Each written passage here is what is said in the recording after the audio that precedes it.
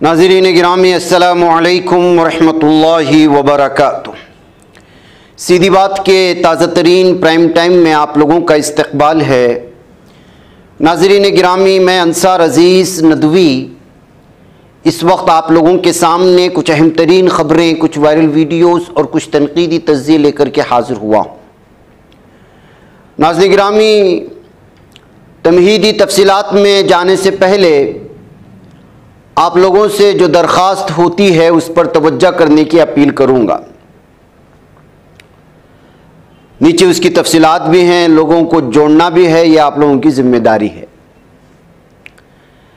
नाज़रीन, आप जॉब जाने के लिए, घर जाने के लिए, किसी ज़रूरी काम से निकलने के लिए, हॉस्पिटल जाने के लिए, किसी को लाने के लिए, किसी को छोड़ने के लिए, अपनी ज़रूरी से ज़रूरी काम अंजाम देने के लिए घर से पूरी तैयारी के साथ या ऑफिस से पूरी तैयारी के साथ निकले हों, जल्दी से जल्द घर पहुंचना चाहते हैं, हॉस्पिटल पहुंचना चाहते हैं, कोई अपने रिश्तेदार के यहाँ पहुंचना चाहता है। लोगों की अपनी अपनी जिम्मेदारियां अपनी अपनी होती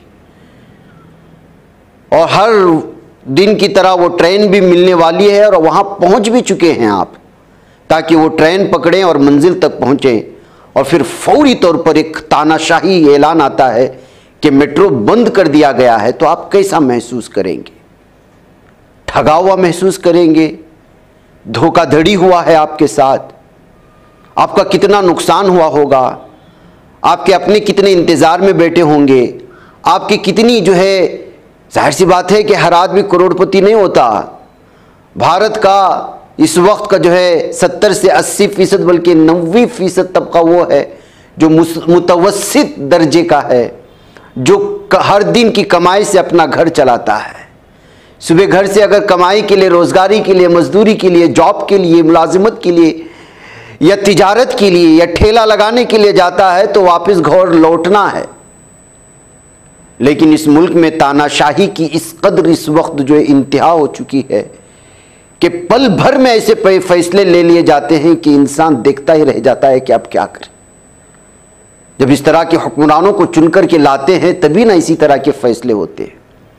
इस वक्त जो मंजर आप हमारी स्क्रीन पर देख रहे हैं मुंबई का है, और मुंबई शहर के लोकल ट्रेनों में जो भीड़ होती है और वहाँ की ज़िंदगी की तेज़ रफ्तारी की इस कदर इंतहा है कि इंसान अंदाज़ा नहीं लगा सकता कि वहाँ ज़िंदगी गुजारना किस कदर मुश्किल हो जाता है। एक मुतवस्सित तबके के लिए, गरीब तबके के लिए कितनी भागदौड़ होती है। अभी एक दिन पहले की एक वीडियो मेरे पास आई थी, शायद मैं प्राइम टाइम में ये खबर दिखाना भूल गया था। ये लेडीज अपार्टमेंट का जो मुंबई की जिंदगी मानी जाने वाली ट्रेनें होती है, लोकल ट्रेन, वहां का है। आप देख सकते हैं कि खातून यहां नीचे गिरी हुई ट्रेन में चढ़ने के चक्कर में इस कदर भीड़ होती है, यहां एक दूसरे की धक्कम धक्की ऐसी होती है कि कब कौन पटरी के नीचे चला जाए, कौन कब किसके कदमों में आए पता नहीं चलता। यहां अभी जो आप भीड़ देख रहे हैं, औरत पीछे हटाने की कोशिश कर रही है इसलिए कि खातून नीचे गिरी हुई थी कि कहीं वो लोगों के पैरों में ना जाए, और उसको बचा लिया गया। ये मुंबई के ट्रेनों की भीड़ है, आप देख लीजिएगा। उस औरत को बचा लिया जाता है, निकालने की कोशिशें हो रही हैं।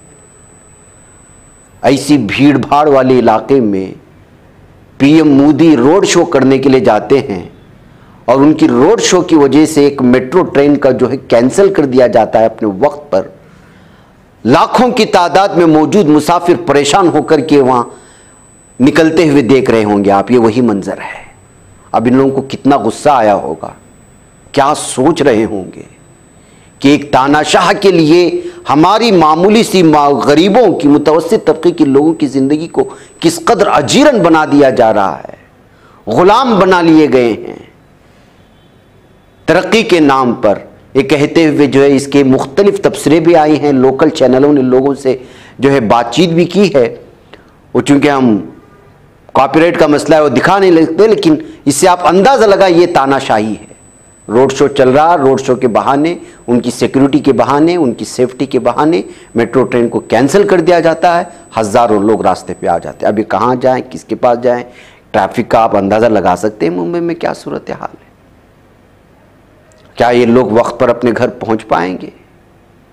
ये सारे सवालात करते हुए क्या फिर दोबारा मोदी को ले आएंगी, इस कदर परेशान होने के लिए ये सवालात किए जा रहे हैं। नाज़रीन गिरामी, एक तरफ ये मंजर, दूसरी जानिब नाज़रीन गिरामी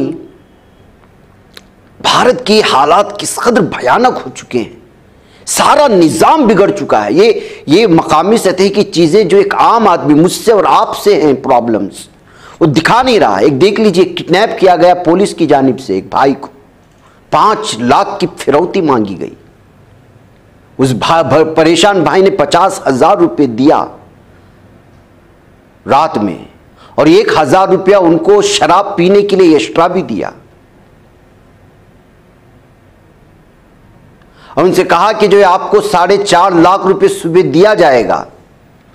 लेकिन रात में पुलिस ने उसको इस कदर उस पर हमला कर दिया, उसके भाई पर, कि उसकी मौत हो गई, और उसकी मौत साबित करने के लिए उसको जो है लटका दिया, और कहते हुए कि उसने लॉकअप में जो है खुदकुशी कर ली।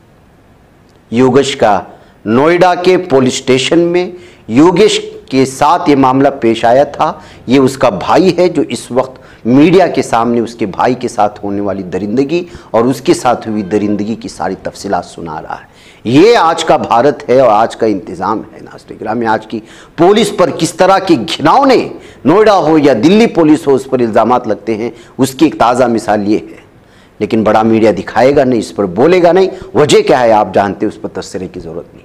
खुद सुन लीजिएगा योगेश का भाई क्या कह रहा है, जो पुलिस लॉकअप में मर गया है। भैया क्या हुआ आपके साथ, क्या नाम है आपका? मेरा नाम जितेंद्र। जितेंद्र, क्या आप चिपियाने की चौकी पे खड़े हैं, क्यों खड़े हैं? कल मेरे भाई को टालाई थी, इन्होंने मुझसे रिश्वत मांगी, लगे 5 लाख रुपए दे दो। मेरे 50,000 रुपए ने रात दे दिए, 1,000 रुपए इन्होंने दारू मांगे, और फिर 4.5 लाख रुपए मिलके मैं सुबह दे दूंगा। इन्होंने कहा तेरे भाई को सुबह छोड़ देंगे, और इन्होंने फांसी लगा के मार दिया इन्होंने। और सुबह से मैं 6 बजे से खड़ा हूँ, रात में 9:30-10 बजे तक यहीं पे भूखा प्यासा मैं, मेरी मम्मी, मेरा भाई, बेटी यहीं पे। किसने मांगे थे पैसे? इन्होंने मारे थे, ये दरोगा। एक और वीडियो दिखाऊंगा नाज़रीन गिरामी, मुसलमानों के घरों पर बुलडोज़र चलाए जा रहे थे गैर कानूनी कहते हुए, उनको जो है अलग अलग तरह के इल्ज़ामात लगाते हुए, उनको फसादी कहते हुए, उनको जिहादी कहते हुए। आज उस बुलडोज़र का रुख बीजेपी की जहाँ पर हुकूमतें चल रही हैं, खुद उन्हीं के लोगों की तरफ मुड़ गई हैं। ये जो मंजर इस वक्त देख रहे हैं, ख़वातीन जो पुलिस को धकेल रही हैं, ये राजस्थान की पुलिस है। जालोर डिस्ट्रिक्ट में ओडवाड़ा नामी एक इलाका आता है, जहाँ 440 घरों को गैर कानूनी कहते हुए गिराने के लिए भजनलाल गवर्नमेंट ने जो है इस वक्त वहां पर इंतजामिया को भेज दिया है बुलडोजर के साथ। ये अमृतकाल कहा जा रहा है ना, अमृतकाल की असली तस्वीर आप ये देख लीजिएगा। 440 घरों को मिसमार करने का मतलब आप जानते हैं नाज़रीन गिरामी, हजारों लोगों को बेघर कर देना, जिस जमीन पर रिहाइश पजीर थे। क्या किसी मीडिया में इस मौजू पर डिबेट होते हुए देख रहे हैं आप? जो बेघर होते हैं, जिनके पास ज़मीनें नहीं होती, हुकूमत की जिम्मेदारी होती है कि उनको रिहाइश का इंतज़ाम किया जाए, लेकिन वो जिस ज़मीन पर रहते हैं उसी ज़मीन को छीन लिया जाता है। तो फिर आप अंदाज़ा लगाएं कि क्या सूरत हाल है इस वक्त। ये लोग एहतिजाज कर रहे थे कि या तो उनकी ज़मीन के बदले उनको जो है दूसरी जगह दी जाए, या फिर जो है उनको दीगर जो कुछ भी मुआवजा हो सकता है वो दिया जाए। लेकिन पुलिस है कि उनके साथ धक्का मुक्की करते हुए उन पर जुल्म करती हुई नजर आ रही है। नाज़रीन गिरामी, ये ज़मीनी सतह के वो हालात हैं कि जो है आप आम आवाम को भी जीने नहीं देते, लीडरान को भी जीने नहीं देते। इलेक्शन आया है, किसी ना किसी बहाने आप देखिए झारखंड के मिनिस्टर आलमगीर आलम को कल रात में किस तरह हिरासत में ले लिया गया। आज उनको रांची के PMLA कोर्ट में पेश करने के बाद ईडी जो है उनको ले जाने का मंजर सामने आ रहा है। इन पर मनी लॉन्ड्रिंग का केस लगाया गया है।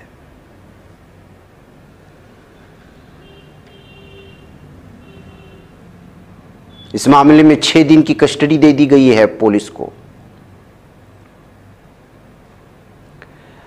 इसी इलेक्शन के दरमियान में नाज़ने गिरामी किस कदर बड़े बड़े लीडरान को गिरफ्तार कर लिया गया और क्या सूरत हाल पूरे भारत में बनाई जा रही है, अवाम की भी, सियासतदानों की भी, अपोजिशन लीडरान की भी। यही वजह है कि कल के रोड शो में अरविंद केजरीवाल क्या बयान दे रहे हैं आप देख लीजिएगा। वो कह रहे हैं कि अगर आप कमल का बटन दबाएंगे तो मुझे वापस फिर जेल भेज दिया जाएगा, अगर आप इत्तेहाद का बटन दबाएंगे तो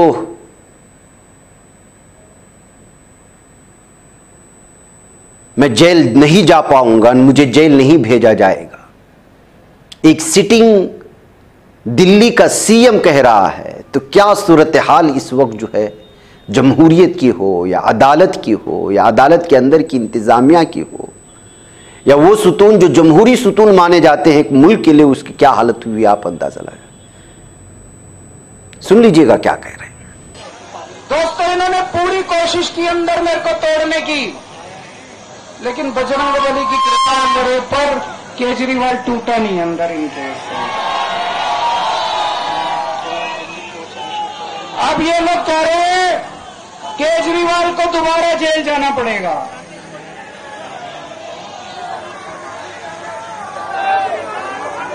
मैं जेल जाऊंगा कि नहीं जाऊंगा ये आपके हाथ में है। अगर आपने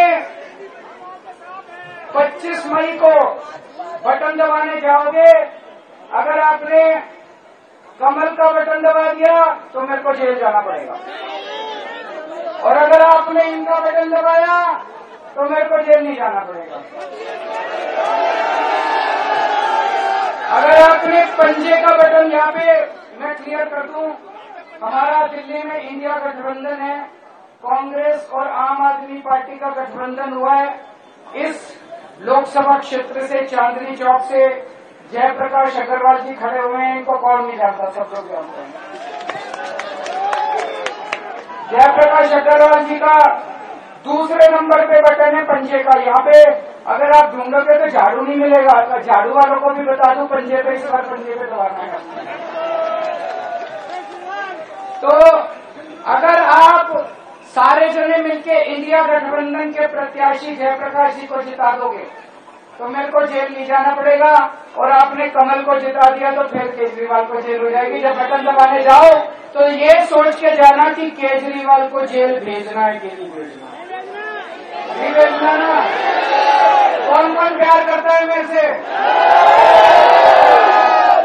जो करे केजरीवाल को प्यार, वो करे मोदी को इनकार। भारत माता की, भारत माता की।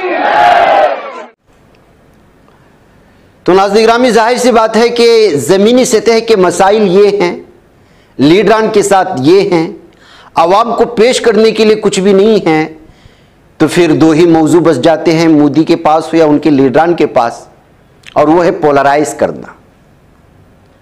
अब तक हिंदू मुस्लिम पोलराइज करते हुए आए, फिर उसके बाद एक चैनल ने इनसे सवाल किया तो वो कहे कि मैं जिस दिन हिंदू मुस्लिम करना शुरू करूंगा उस दिन जो है मेरी सियासी जिंदगी का इख्तिताम होगा। अब फिर ताज़ा भाषण में अब नॉर्थ और साउथ का पोलराइजेशन कर रहे हैं। यानी मतलब यह है कि आप समाज के दौरान इलाकाई तौर पर धर्म के नाम पर जब तक डिवाइड नहीं करेंगे तब तक आपको सुकून नहीं मिलेगा। बयान के इस हिस्से को इस वक्त शेयर करते हुए सोशल मीडिया में इसी तरह के तफसीरें कर दिए। किसी ने लिखा कि left Muslims alone today he is busy on south north polarisation. Without dividing people of India he cannot have proper sleep. इनको नींद भी नहीं आती जब तक ये पूरी तरह से तकसीम नहीं कर देते इंडिया के लोगों को। सुन लीजिए क्या कह रहे हैं। ये सपा कांग्रेस के खेल खतरनाक है, शहजादों की जीती खतरनाक है। वो आप यहां आपसे वोट मांगने हैं और दक्षिण भारत में जाकर के उत्तर प्रदेश के लोगों का अपमान करते हैं, गालियां देते हैं, उत्तर प्रदेश के लोगों के लिए अनाप शनाप भाषा बोलते हैं। वो ये लोग सनातन धर्म को गालियां दिलवाते हैं। इनके साथ ही डीएमके के लोग हो, केरल में लेफ्ट के लोग हो, कर्नाटक और तेलंगाना कांग्रेस के लोग हो, जब वो दल यूपी के लोगों को गालियां देते हैं तो सपा कांग्रेस वाले अपने कान में रुई डाल देते हैं। क्या यूपी के लोगों को गाली देने वाले इंडी गठबंधन को आप माफ कर देंगे क्या? हम उत्तर प्रदेश के लोगों को गाली देने वालों को माफ कर देंगे क्या? नाज़रीन, हुकूमत की तब्दीली के साथ इदारों के जिम्मेदार आला अफसरान की तब्दीली एक मामूल है। हर अफसर की तरजीहात और काम करने का अंदाज मुख्तलिफ होता है। हुकूमत की तब्दीली के साथ अक़लियती इदारों के सरबराह भी तब्दील हो गए, मगर अक़लियती इकामती स्कूल में ज़ेर तालीम लड़के और लड़कियों का यूनिफॉर्म भी तब्दील हो गया। यूनिफॉर्म में सदरी का इजाफा किया गया, जिसकी वजह से लड़कियों की यूनिफॉर्म में अब दुपट्टा शामिल नहीं रहा है, जिसकी वजह से मुस्लिम वालिदैन को यूनिफॉर्म पर एतराज़ हो रहा है। और ये तेलंगाना की बात है। Telangana minorities residential educational institution societies के तहत इकामती तालीमी इदारों का क़याम अक़लियती बरादरियों से ताल्लुक़ रखने वाले बच्चों को मेयारी तालीम के मौक़े फराहम करने के मकसद से अमल में आया था। और हुकूमत ने तयक़्क़ुन दिया था कि इन इदारों में तालीम पाने वाले बच्चों के लिए मजहबी तालीम का इंतज़ाम भी किया जाएगा और उनके मजहबी व सकाफ़ती तशख़्ख़ुस को बरकरार भी रखा जाएगा। मुस्लिम बरादरी जो बच्चों के मामले में बहुत ज़्यादा हसास होती हैं, वो हुकूमत की जानिब से दिए जाने वाले ठोस तयक़्क़ुनात, ख़ासकर इन बच्चियों की इफ़्फ़त की हिफाजत का मुअस्सर इंतज़ाम किया जाएगा। यही वजह है कि लड़कियों के हॉस्टल में किसी मर्द को दाखिले की इजाज़त नहीं दी गई। हत्ता कि टेक्निकी कामों के अंजामदही के लिए मर्द हजरात की ज़रूरत नागुज़ीर होती है, इन्हें भी किसी खातून अमले के बगैर हॉस्टल के अंदरूनी हिस्से में दाखिल होने की इजाज़त नहीं है। ये तेलंगाना की सूरत हाल है। लेकिन ये हुकूमत जो हुकूमत बाकायदा मुसलमानों के 4% रिजर्वेशन को बरकरार रखने का जहां दावा किया जा रहा है, वहीं पर अब इस हुकूमत की जानिब से रेसिडेंशियल स्कूली तालिबात के लिए उनके यूनिफॉर्म से दुपट्टे को हटाना ये बड़ा काबिल एतराज़ माना जा रहा है। जाहिर सी बात है कि ये इदारा ही अक़लियतों से जुड़ा हुआ है और अक़लियतों में सबसे बड़ी तादाद जो है मुसलमानों की होती है। और इस एजुकेशन पॉलिसी से मुस्लिम तालिबात बड़े पैमाने पर फ़ायदा भी उठा रहे हैं। अब यूनिफॉर्म में दुपट्टे और स्कार्फ को शामिल ना करने की वजह से जो है बहुत ज़्यादा मसाइल होंगे। जाहिर सी बात है कि दुपट्टा सिर्फ मुसलमानों के लिए ज़रूरी नहीं है, ये तो भारत के जो है सकाफत में शामिल है कि यहाँ पर जो है आंचल और दुपट्टे की अपनी उसकी ख़ास अहमियत होती है जब बच्ची बालिग हो जाती है। जाहिर सी बात है कि एक गैर मुस्लिम तालिबा भी वो जब घर से बाहर निकलती है तो दुपट्टे के बगैर नहीं निकलती, बजुज़ कुछ लोगों के जो बहुत ज़्यादा आला सतह के अपने आप को मॉडर्न तस्वुर करने की कोशिशें करते हैं।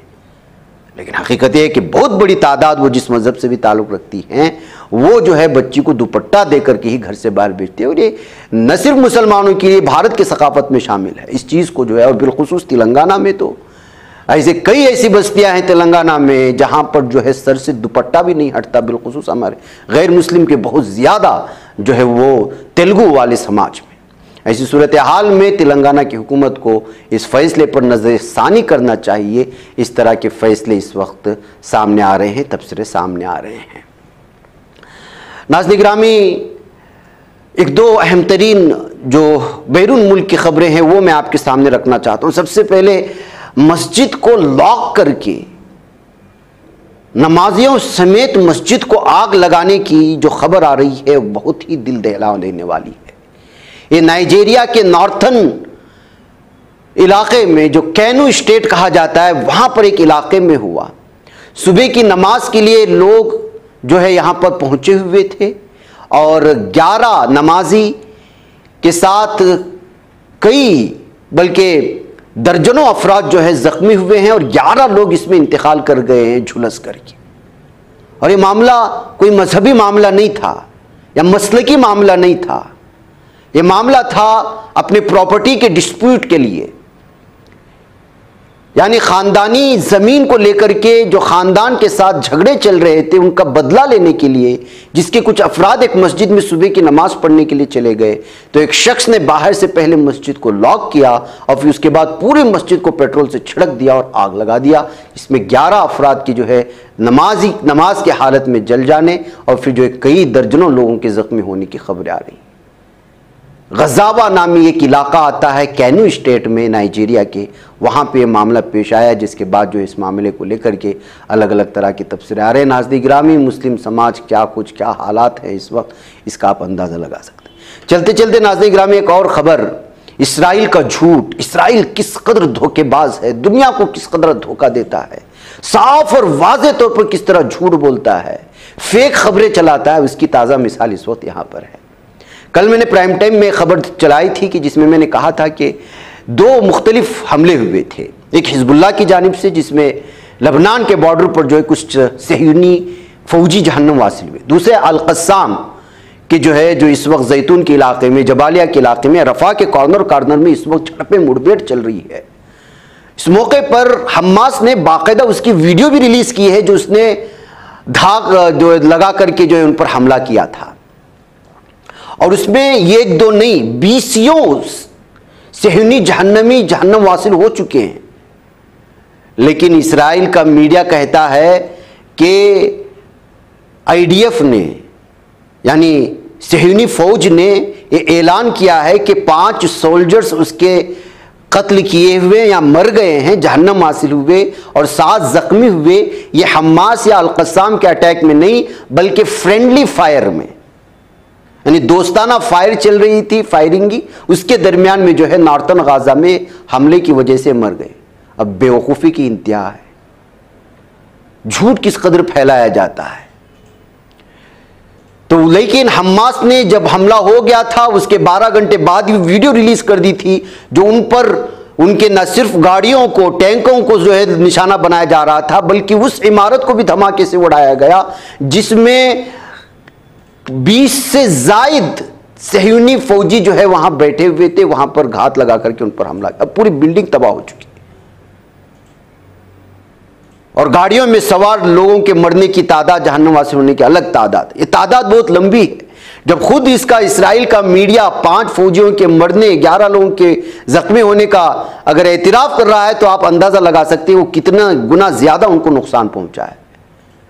लेकिन पूरी दुनिया को बावर कराने के लिए कि जो है हम अभी भी मजबूत हैं और हमास जो है वो पूरी तरह से ख़त्म हो चुके, इसको साबित करने के लिए कह रहे हैं कि फ्रेंडली फायरिंग में मरे हुए हैं और झूठ की फैक्ट्री ये चला रहे हैं। मैं कहना नाज़रीन, मुझे इजाज़त दो। अस्सलाम वालेकुम रहमतुल्लाहि व बरकातहू। ये बच पाता है कोई सहाफ़ी की निगाहों से, मिलाता है ये लोगों को मोहब्बत की पनाहों से।